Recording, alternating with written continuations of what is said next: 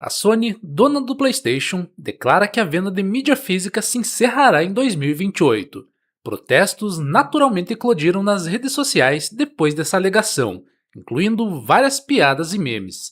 Mas a questão é: isso seria aceitável no libertarianismo? O que é uma licença de uso?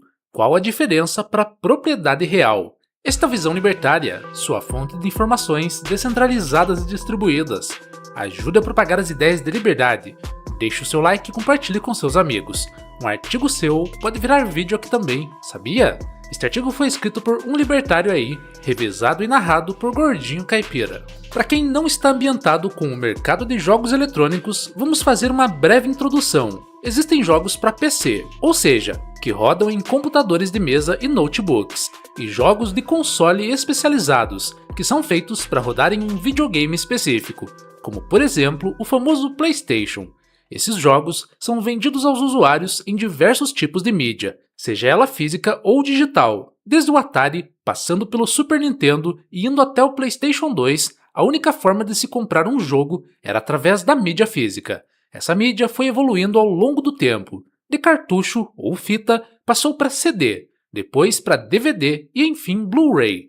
Porém, havia alguns transtornos e limitações relacionados à mídia física, o que naturalmente levou ao surgimento da mídia digital. Mídia física estraga, quebra, ocupa espaço em casa e tem um armazenamento limitado para os jogos. Mas apesar dessas limitações, a tecnologia só tornou viável o surgimento da mídia digital com a chegada da 7ª geração dos consoles, dos quais os principais e mais conhecidos são o Xbox 360, o PlayStation 3 e o Nintendo Wii, cada um com suas lojas digitais, possibilitando a compra de jogos sem sair de casa e sem precisar colocar um CD no videogame, podendo apenas fazer a compra online e baixar o jogo da internet. Mas apesar do surgimento do novo tipo de mídia digital, a opção de mídia física continuava como um método de adquirir os jogos. Com o PC, no entanto, a situação se desenrolou de uma forma um pouco diferente dos consoles, pelo fato dele ser mais aberto a softwares e modificações. Os jogos começaram em disquetes, evoluíram para CDs, mas rapidamente passaram a ocupar as lojas digitais.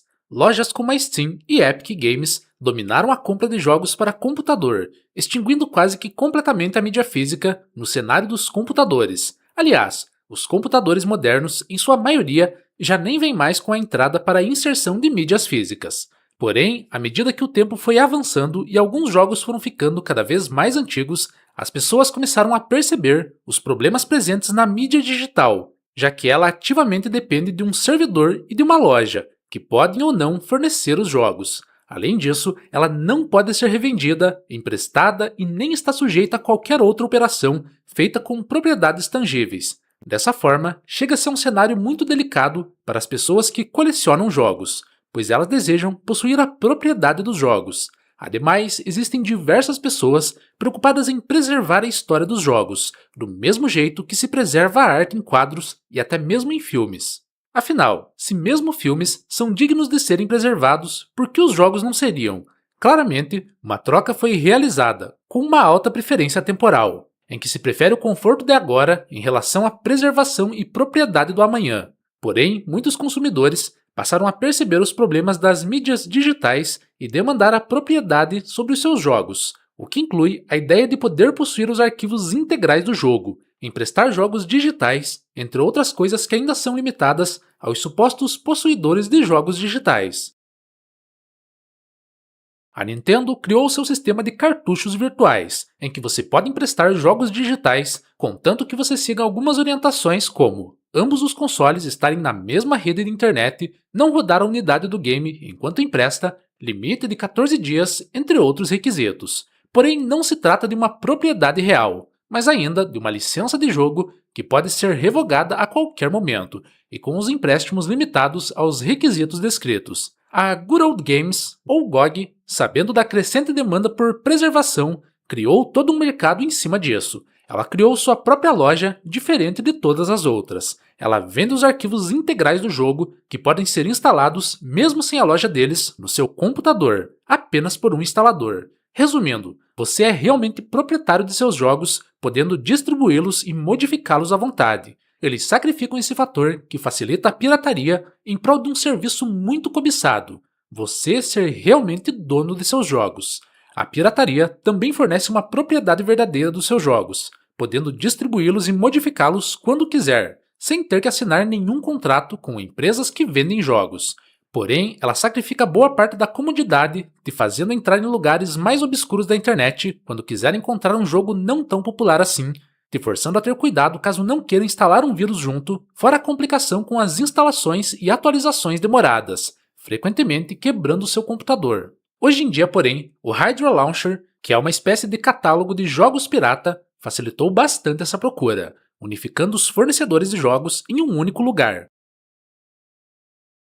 Além disso, o Real Debrid, que é um serviço que permite o download direto e sem limites de velocidade de arquivos que estão disponíveis na internet, também é possível de se conectar ao Hydra, buscando por torrents de filmes e jogos automaticamente em troca de uma mensalidade. Um problema adicional da pirataria é a ilegalidade, que introduz riscos legais ao usuário, especialmente aos fornecedores, que podem ter que pagar excessivas multas e até mesmo serem presos. Lembre-se, não estamos incentivando a pirataria, apenas descrevendo o que existe hoje. Nos consoles, os métodos para desbloquear o videogame e permitir que jogos piratas rodem acabam tendo o efeito colateral indesejado de não permitir mais a conectividade online dos games e de limitar algumas funções principais do console, pondo a sua conta em risco de banimento. O Gabe Newell, dono da Steam, disse que a pirataria é um problema de serviço e não de preço. Na prática, se as empresas colocassem menos empecilhos como DRM e deixassem as pessoas serem donas de seus jogos, a pirataria reduziria drasticamente. Sobre a preservação dos jogos, as pessoas, especialmente colecionadores, querem possuir os jogos, de forma que não sejam limitados por servidores que podem ficar indisponíveis. Servidores podem ser desligados para cortar custos, impedindo o download de jogos mais antigos ou menos populares, por exemplo, mas a mídia física sempre vai continuar em suas mãos. Em exemplos mais extremos, como no The Crew e outros jogos online, os servidores desligados podem simplesmente matar o jogo por completo. O jogo, que antes era tratado como propriedade, agora, legalmente, é apenas uma licença de uso temporária vinculada à sua conta, concedida pela empresa que vende jogos online, o que limita drasticamente o que você pode fazer com o jogo, além de limites estabelecidos pelo Estado em relação à propriedade intelectual. O jogo físico, muitas vezes, se trata de uma chave para a instalação de um jogo digital, tratado do mesmo jeito. É necessário pensar, portanto, como as coisas seriam avaliadas em uma visão libertária e anarcocapitalista, considerando que o anarcocapitalismo é a parte econômica e o libertarianismo é a parte ética e legal. Boa parte das respostas anarcocapitalistas já foram dadas na realidade. O mercado de Good Old Games já tem sucesso e poderia se estender ainda mais. Já a pirataria e o desbloqueio se estabeleceriam como reais concorrentes no mercado, obrigando ainda mais as empresas a melhorarem seus serviços e produtos. Já no libertarianismo, seria necessário estabelecer-se contratos que envolvem licença de uso, propriedade intelectual e coisas do gênero no mercado de jogos seriam legalmente válidos, conforme dita a ética libertária de contratos. O acordo de assinatura do Steam, realizado com a Valve ao criar uma conta, dita que te concede um direito a uma licença não exclusiva de uso sobre o conteúdo e serviços para uso pessoal. Além disso, nele está escrito que a licença termina mediante a rescisão do acordo descrito ou de uma assinatura que inclua a licença. O contrato deixa claro que você não possui nenhuma propriedade sobre o conteúdo e serviços que estão sendo licenciados e não vendidos, além de ressaltar que a titularidade, propriedade e propriedade intelectual sobre o jogo pertence à Valve ou aos licenciantes das respectivas afiliadas, que vendem a licença de seus jogos. Contratos, como consequência do direito à autopropriedade, são legítimos e legalmente executáveis em uma sociedade libertária, desde que concordados por todas as partes de forma não coercitiva e que envolvam transferência de títulos de propriedade. Sim, essa parte frequentemente esquecida, explicitada em A Ética da Liberdade de Rothbard, é fundamental para ditar se licenças de uso são ou não legítimas. Isso faz com que pessoas não possam ser coagidas em torno de uma promessa, a qual não é legalmente executável. Você até pode fechar um contrato para ter uma licença de uso de um jogo, tal qual acontece com qualquer serviço, Mas dado o fato de que propriedade intelectual não existe, do ponto de vista libertário, nada te impede de replicar, modificar e fazer o que quiser com o jogo. Afinal, fazendo isso, você não subtraiu nada da empresa. Obrigado pela audiência. Este é um canal colaborativo. Participe você também.